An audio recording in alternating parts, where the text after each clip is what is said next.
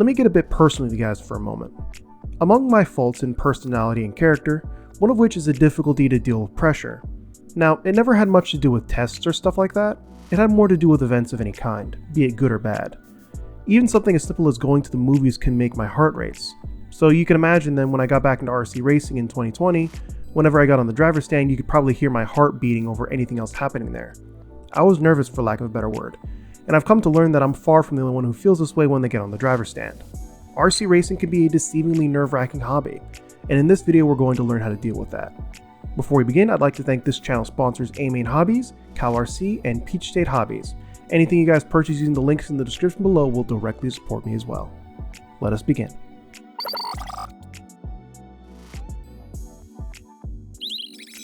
This is usually where I suffer the most in terms of nervousness.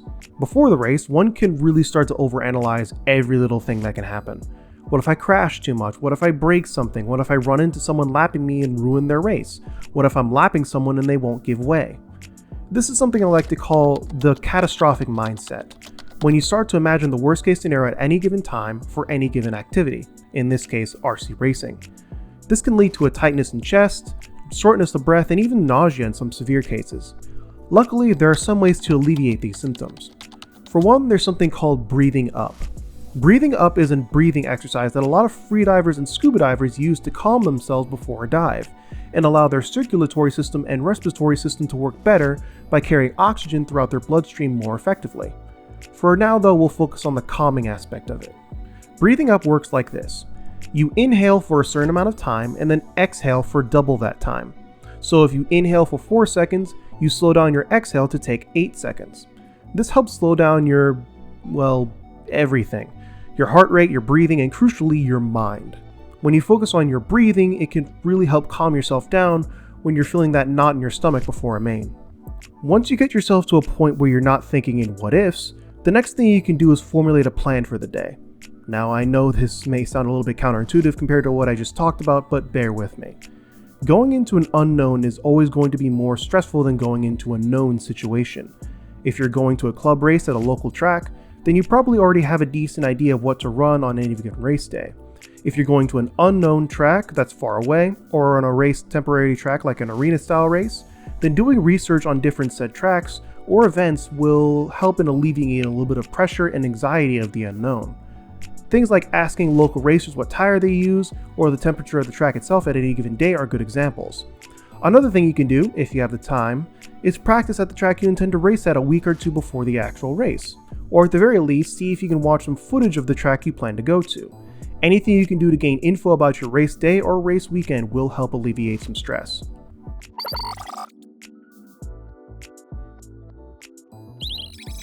Once you get on the driver's stand, things can get more nerve-wracking very quickly.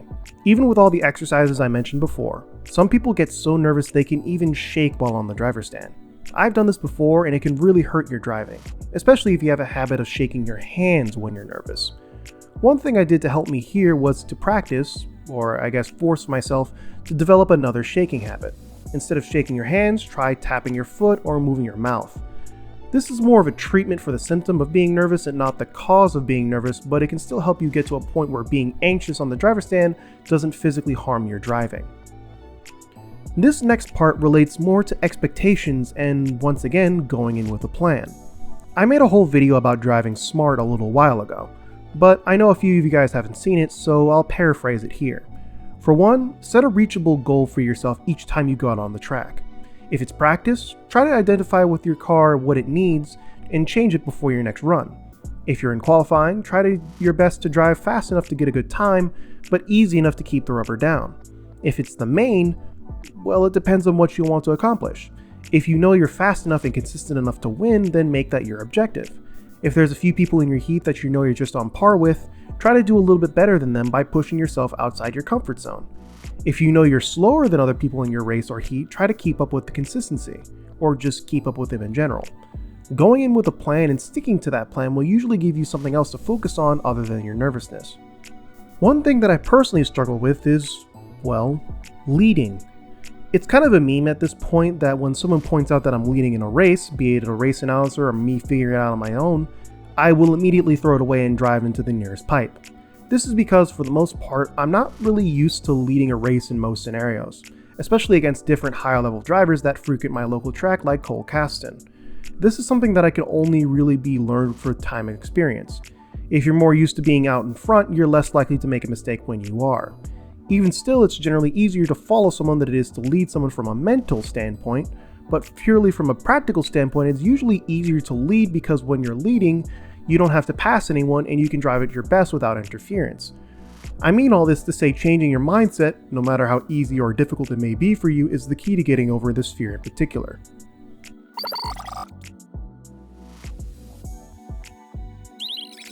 Now it's time to talk about personal health. Again, besides marshalling, RC racing isn't exactly a very active sport. Because of this, most of us aren't 100% in the best shape.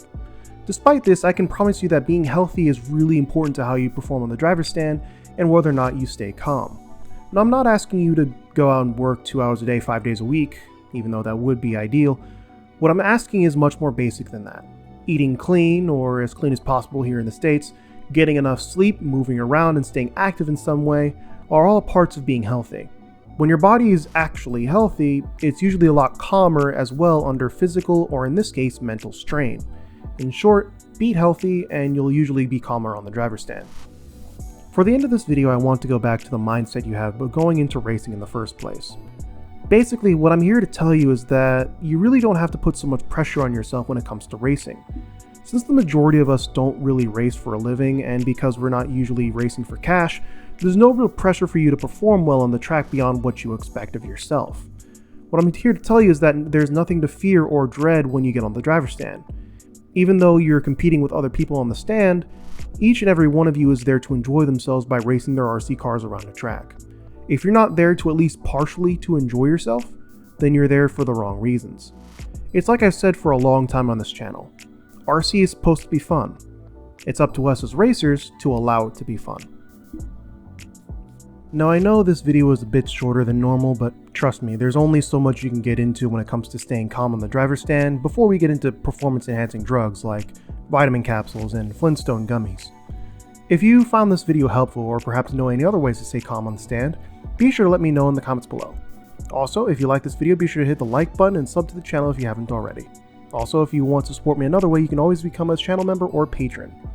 Speaking of which, I'd like to thank my active patrons Michael Williams, RC World Discord server, Dave Armstrong, Rob Bettingfield, Caden Merks, Ian Petrie, Jeffrey Kunz, Shane T. Ruth, Gable Barber, Freeman Racing Team, Chewy RC, and my channel members Jeffrey Kunz again, Bralisk86, Claymore RC, and especially Morrison Watt.